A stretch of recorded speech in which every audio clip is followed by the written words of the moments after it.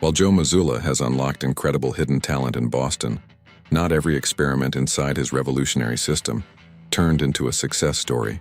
The Boston Celtics have established one of the most dominant operational cultures in modern basketball. Their rise under Joe Mazzulla relies on a mathematically precise system built around perimeter shooting, defensive switching, and rapid decision-making. When players fit into Mazzulla Ball, they often experience career-defining growth and massive contract extensions. However, the high speed and extreme demands of this system that certain players completely collapse under the pressure. Some failures were minor roster blunders, while others directly threatened the championship ambitions of the franchise. Analyzing these missteps reveals the exact physical and mental limits of the most unique scheme in the league. We begin at number 4 with Chris Boucher, a player who seemed like an ideal candidate on paper. Boston brought in Boucher. The expectation was that his physical tools would provide essential insurance. The front office needed a proven veteran who could space the floor and protect the rim during load management nights. Al Horford and Kristaps Porzingis required constant rest, creating a massive void in the front court rotation. Boucher arrived with championship experience from his time with the Toronto Raptors and a reputation for energetic play. On paper, his ability to shoot from deep and block shots made him look like a custom fit for Mazzulla Ball. Yet the reality on the court was vastly different from the statistical projection. Boucher struggled to absorb the complex defensive rotations that Mazzulla demands from his big men. His decision-making was often delayed, leading to defensive breakdowns and poor spacing on the perimeter. Instead of letting him figure it out, Mazzulla pulled him from the rotation almost immediately. When Luka Garza experienced early struggles, Mazzulla chose to play Josh Minott at center rather than turning to Boucher. That strategic decision signaled a total loss of faith in Boucher from the coaching staff. Quickly became an afterthought on the bench before quietly fading out of the team's long-term plans. While his failure did not derail the season, it highlighted how unforgiving the system is for players who hesitate. Moving to number 3, we look at Jaden Springer, a project that generated immense excitement among draft analysts. Springer arrived in Boston with a reputation as an elite perimeter defender with explosive physical traits. The plan was simple and logical on the surface. He would develop under the daily mentorship of premier guards like Drew Holiday and Derek White. Springer could absorb their defensive wisdom while refining his raw offensive game. Boston would possess a terrifying weapon. He showed occasional flashes of brilliance, utilizing his strength to disrupt opposing ball handlers. However, those bright spots were far too rare to justify a permanent spot in the primary rotation. The lack of a reliable jump shot completely crippled the spacing requirements of Mazzulla Ball.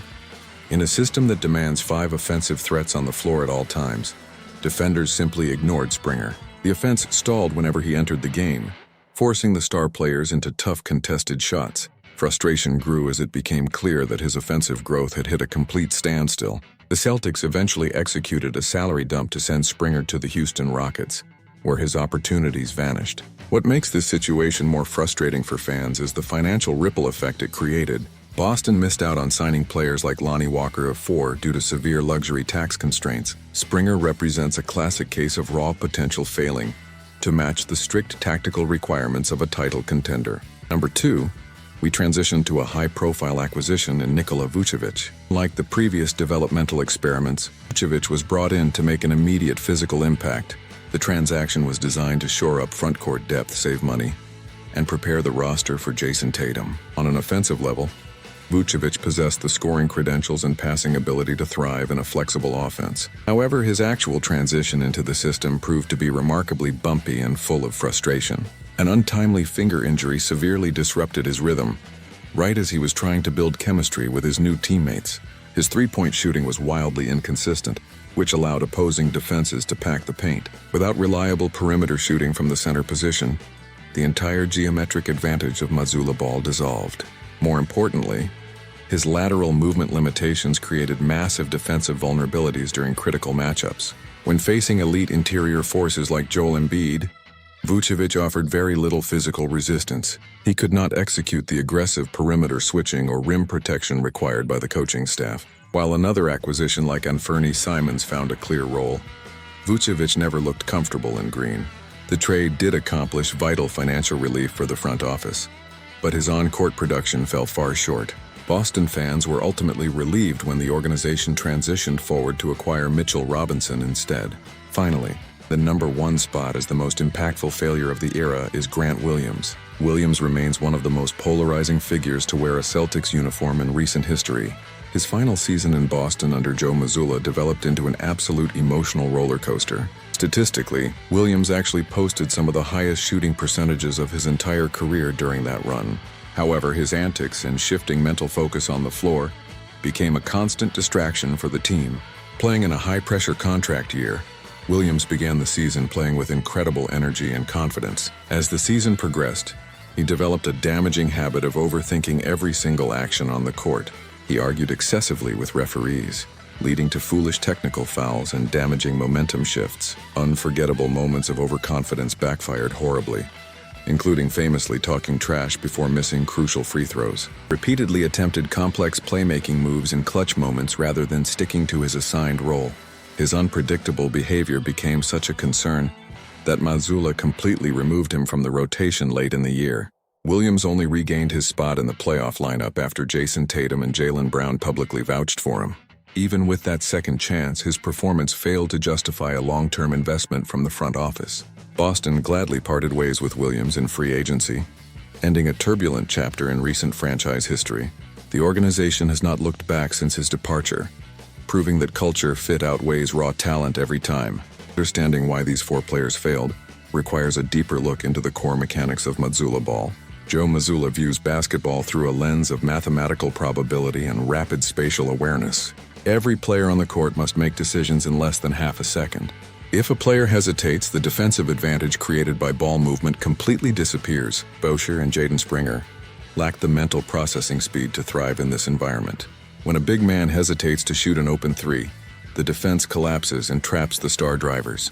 When a guard cannot shoot, opposing teams simply drop into the paint and ignore him entirely. In both cases, the entire offensive geometry collapses, forcing Jayson, Tatum, and Jaylen Brown into impossible situations. Defensively, the demands are just as uncompromising as the offensive requirements. Mazulla demands that his big men switch onto agile guards without giving up easy penetration. Neither Nikola Vucevic nor Chris Boucher possessed the lateral quickness to execute this strategy effectively. They were repeatedly exploited in pick-and-roll actions, forcing perimeter defenders to leave their assignments to help. Meanwhile, emotional discipline is just as vital as physical execution inside the Boston locker room. Grant Williams failed not because of a lack of skill, but because his personal drama disrupted team focus. Mazzulla Ball requires absolute commitment to the collective goal over individual brand building or contract pursuits. When a player puts their own ego ahead of team execution, the culture immediately rejects them.